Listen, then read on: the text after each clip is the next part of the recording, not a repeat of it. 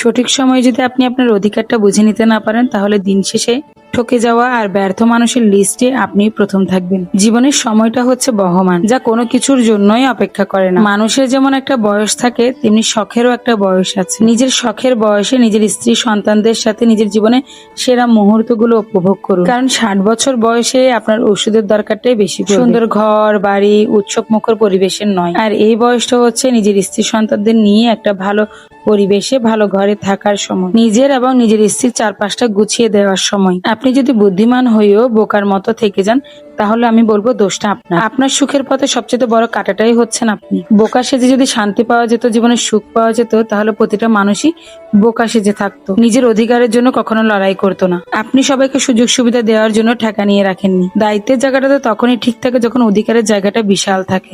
সারা জীবন আপনার অধিকার থেকে, আপনার সুখ থেকে যারা আপনাকে বঞ্চিত করে রাখবে, বৃদ্ধ বয়সে এসে তাদের অসহায়তা দেখার মতো সময় আমি মনে করি না আপনার থাকা উচিত। কারণ যারা আপনার যৌবনের সুখ কেড়ে নিবে, তাদের সুখ সুবিধা দেখাও আপনার দায়িত্ব নয়। এই ব্যাপারগুলো আপনি যত তাড়াতাড়ি ক্লিয়ার করে দিবেন, তত তাড়াতাড়ি আপনার জন্যই ভালো। আজ গিয়ে কাল যদি আপনার পরিবারের মেম্বাররা আপনার প্রতি অন্যায়, অবিচার এবং অসম্মান অপদস্থ করে, আমি মনে করি সেটা দায়ভারও আপনার, কারণ সেই সুযোগটা আপনি অতীত থেকে তাদেরকে দিয়ে এসেছেন। যে মানুষ নিজের অধিকার বুঝে নিতে জানে, তাকে কেউ অপমান অপদস্থ করার সাহস পায় না। আমাদের জীবনটা খুব স্বল্প সময়ের জন্য। 60 বছর বয়স পর্যন্ত আপনি নাও যেতে পারেন,